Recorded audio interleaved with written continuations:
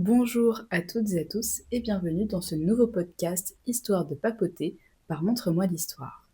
Alors désolé, aujourd'hui il n'y a pas le podcast format vidéo puisque c'est un podcast que je fais un petit peu sur un coup de tête et je pense que je vais vous le publier tout de suite après. Comme vous le savez peut-être, je suis actuellement guide stagiaire à l'abbaye royale de Fontevraud, ce qui fait que je découvre toute une nouvelle histoire, puisque c'est vrai que l'histoire que je connaissais était un petit peu plus locale et centrée autour de Troyes. Donc ce podcast s'adresse à vous tous, que vous soyez originaire des Pays de la Loire ou d'ailleurs. Aujourd'hui, j'avais envie de vous parler justement de la fondation de l'abbaye. Je ne vais pas vous en dire trop non plus sur le reste de son histoire pour que ça vous donne envie d'aller découvrir son histoire sur site. Mais je me suis dit que ça pouvait être intéressant puisqu'en fait l'abbaye de Fontevraud a eu un mode de vie, des règles assez particulières, notamment pour son époque de fondation qui est le XIIe siècle. Donc je commence, je vais faire en sorte que ce ne soit pas trop brouillon et que vous puissiez comprendre même sans images. Alors pour cela, il faut remonter entre 1045 et 1047. Alors comme je dis toujours aux visiteurs, moi j'aime couper la poire en deux et choisir 1046, puisqu'en 1046 naît Robert d'Arbrissel, qui sera, vous l'entendrez dans la suite de notre récit, le fondateur de l'abbaye de Fontevraud. Donc Robert naît justement en 1046, il est le fils d'un prêtre breton, puisque, je vous l'ai dit, il s'appelle Robert d'Arbrissel. Arbrissel se situe en Bretagne. Pourquoi je vous indique le métier de son père? Parce qu'en fait, vous allez le comprendre, ça aura un rôle vraiment définitif dans ensuite sa pensée, sa vie de chrétien. Donc, il est en Bretagne et lui, il va être toute sa vie en fait, il va prêcher le long des routes, à tel point qu'il se fait remarquer par le pape Urbain II. C'est un très bon orateur, à tel point que le pape justement lui donne cette charge pour aller prêcher au bord des routes. À tel point, pour vous dire à quel point justement il prêche extrêmement bien et qu'il parle extrêmement bien à la communauté, c'est que très rapidement se forme à ses côtés une communauté d'une centaine de personnes. Je ne sais pas si vous vous rendez compte, mais c'est quand même énorme, une centaine de personnes qui va justement de village en village, pour prêcher la bonne parole. Cette communauté déjà, elle est mixte, c'est-à-dire qu'il y a des femmes et il y a des hommes. Cette communauté mixte, vous allez voir, elle apportera quelques petits soucis à Robert.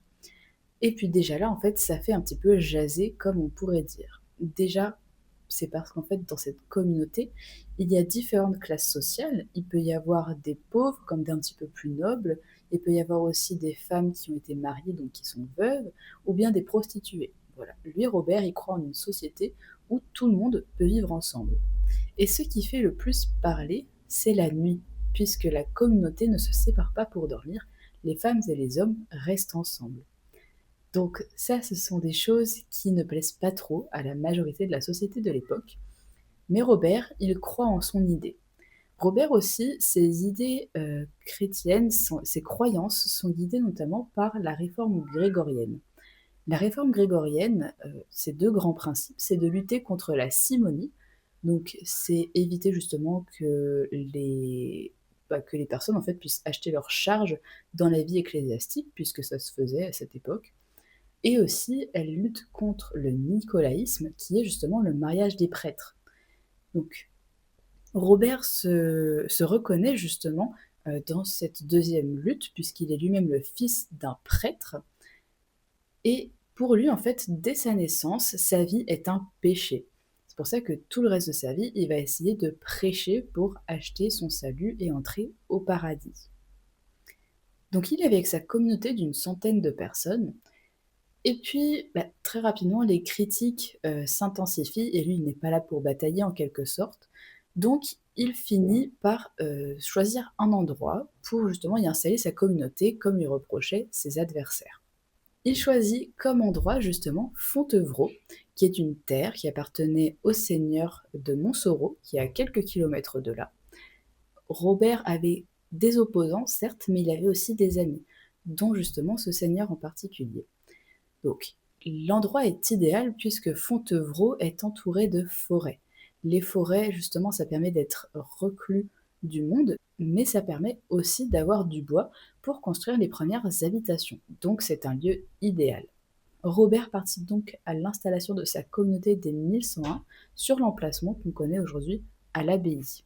Les années passent et les constructions se font, d'abord l'église, puis les cuisines, mais vient un temps où Robert commence un petit peu à fatiguer et lui il n'est pas vraiment fait pour cette vie justement sur place. Il veut retourner prêcher sur les routes. Alors il faut bien qu'il nomme quelqu'un pour reprendre la tête de l'abbaye. Et cette personne, à la tête de l'abbaye, ce ne sera pas un homme, ce ne sera pas un abbé comme on pourrait en avoir l'habitude, mais c'est une femme. Pourquoi? Alors en fait, Robert, alors certains disent que ce serait justement pour racheter son péché, parce qu'à cette époque-là, être sous l'autorité d'une femme était vu comme humiliant. Est-ce vrai, est-ce faux? On ne sait pas. En tout cas, lui, il se base sur un écrit dans la Bible où Jésus dit à sa mère et à Saint Jean-Baptiste, Mère, voici ton fils et fils, voici ta mère, pour expliquer pourquoi il faut une femme pour diriger l'abbaye. Donc la première abbesse qui est choisie est Pétronie de Chemillé. Elle est la première des 36 abbesses qui dirigeront Fontevraud. Mais Fontevraud a aussi une direction, une organisation assez particulière, puisque je vous l'ai dit au début, la communauté des 100 personnes qui suivaient Robert était mixte, c'est-à-dire qu'il y avait des hommes et des femmes. Eh bien, ça se retrouve dans l'abbaye, mais dans l'installation de la communauté, Robert a encore une fois répondu à quelques critiques et s'est plié justement à celle-ci, en séparant tout de même les femmes et les hommes. Donc l'ordre fontevriste n'est pas un ordre mixte, mais un ordre double, puisqu'il y avait en tout 4 prieurés. Dans le premier prieuré, on va dire le prieuré central, qui s'appelait le Grand Moutier, et qui s'appelle toujours le Grand Moutier, celui-ci était dédié à la Vierge et accueillait les moniales, le féminin de moine, les plus nobles, on va dire, donc qui venaient justement des classes aisées ou qui sont entrés dans les ordres religieux dès leur enfance. Ces moniales-là, on les appelait les sœurs de cœur et elles passaient leur temps à prier pour le salut de la communauté. Il y avait un deuxième prieuré qui était situé un petit peu plus au nord-est, qui était le prieuré de la Madeleine, dédié à Sainte Marie-Madeleine. Ce prieuré-là, lui, il accueillait justement les femmes dont je vous ai parlé tout à l'heure, peut-être un petit peu moins nobles, si je peux me permettre, comme par exemple les veuves ou les prostituées. Celles-ci priaient, mais travaillaient également. Le troisième prieuré, il était dédié lui plutôt à l'accueil des lépreux, et puis ensuite à l'accueil des moniales qui étaient, on va dire, un petit peu comme à la retraite, qui étaient vieillissantes et qui ne pouvaient plus vivre dans les autres prieurés, ou monastères, c'est la même chose. Et enfin, notre quatrième prieuré, lui justement, était dédié aux hommes, à l'accueil des moines, et c'était le prieuré Saint-Jean de l'Abbaye. Et c'est ainsi justement que l'abbaye de Fontevraud se forme.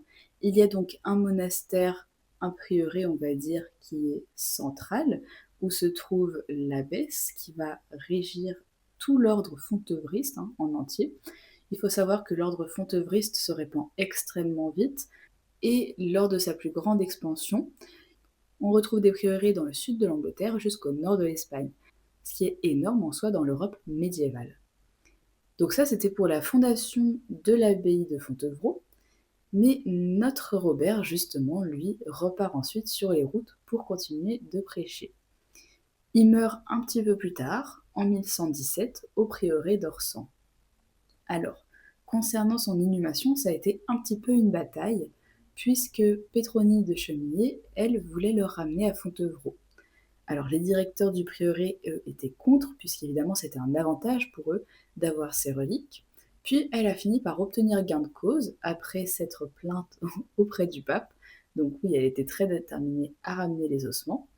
Par contre, elle n'a pas respecté la volonté de Robert, qui lui voulait être enterré dans la boue à côté de l'église, et elle l'a fait enterrer justement dans le cœur de l'église, ce qui n'est pas pareil. Donc ça, c'est la fondation de l'abbaye de Fontevraud. Et pour parler un petit peu des moniales, quel était leur mode de vie? Alors il faut savoir qu'elles obéissaient à ce qu'on appelait, à ce qu'on appelle toujours, la règle fontevriste. Grosso modo, en fait, c'est un livre, des écrits, qui vont leur dicter ce qu'elles doivent faire et ce qu'elles ne doivent pas faire. Alors, en soi, comme toute abbaye, déjà, elles doivent faire un vœu de clôture, c'est-à-dire qu'elles ne peuvent pas voir l'extérieur, qu'elles ne peuvent pas voir le monde laïque. Elles doivent rester à vie dans le monastère.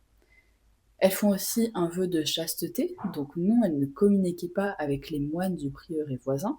Puis elles devaient faire vœu aussi de pauvreté. Et ce vœu de pauvreté se ressentait également dans leur alimentation. Ça, c'est quelque chose dont j'aime bien parler à mes visiteurs, puisque c'est vrai qu'aujourd'hui, on a accès à un petit peu tout assez facilement, et ce n'était pas du tout pareil à l'époque médiévale. Par exemple, les moniales, elles avaient le droit à seulement 50 centilitres de vin par jour, dans les écrits évidemment. Quand je parle de vin, le vin à l'époque n'était pas aussi alcoolisé que celui de nos jours. C'est vrai qu'on pourrait plus appeler ça de la piquette, si je peux me permettre. Donc ça, c'est pour le côté boisson. Pour les enfants, on leur fait plutôt boire du jus de fruits, puisque l'eau était très mauvaise pour la santé. Et puis, elles ne mangeaient pas d'animaux quadrupèdes, c'est-à-dire que tous les animaux qui marchaient à quatre pattes, elles n'en mangeaient pas. Elles mangeaient plutôt des poissons, puisqu'elles avaient la Loire à côté, et qu'elles avaient également énormément de pêcheries. Ensuite, elles mangeaient des légumes, des fruits. Elles ne mangeaient évidemment donc pas tout ce qu'on connaît nous aujourd'hui, comme par exemple les pommes de terre qui arrivent bien après. Tout à l'heure, je vous parlais du fait que l'abbaye était dirigée par une abbesse. Et ça, j'aimerais y revenir, puisqu'il faut vraiment comprendre que c'est quelque chose d'incroyable dans une société médiévale. C'est même presque unique, puisque jamais les femmes n'avaient le pouvoir. Et ce pouvoir, il s'est amplifié au fur et à mesure des siècles. Je pense notamment au XVIe siècle et au siècle suivant, jusqu'à la Révolution française, où l'abbaye est devenue une abbaye royale, c'est-à-dire que le roi interférait directement pour l'élection des abbesses. Les abbesses, notamment, je pense à Louise de Bourbon, qui était la cousine de François Ier, avaient des liens assez proches avec les rois. En fait, à partir de René et de Louise de Bourbon, il y a toute une dynastie des abbesses qui se met en place, où il y a plusieurs abbesses de la famille des Bourbons, que ce soit des tantes, des nièces ou des filles, qui justement se succèdent à la tête de l'abbaye. Donc je vous ai parlé de François Ier, qui a aidé sa cousine Louise, notamment à la restauration du cloître et de la salle du chapitre. Si vous allez à l'abbaye, c'est quelque chose que vous pourrez encore voir.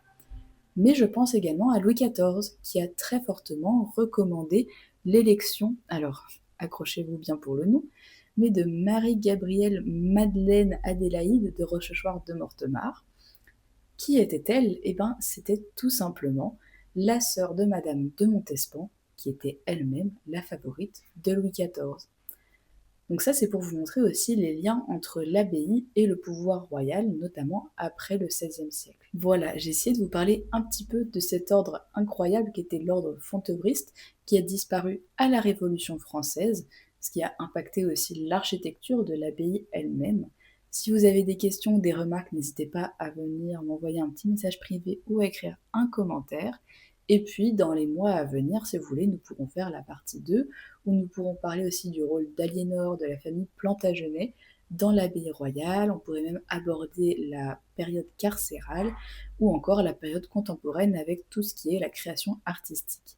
N'hésitez pas à me faire un retour. J'espère que cet épisode vous a tout de même plu, même s'il était fait un petit peu au pied levé. En attendant, je vous dis à très vite pour plus d'histoires et de patrimoine.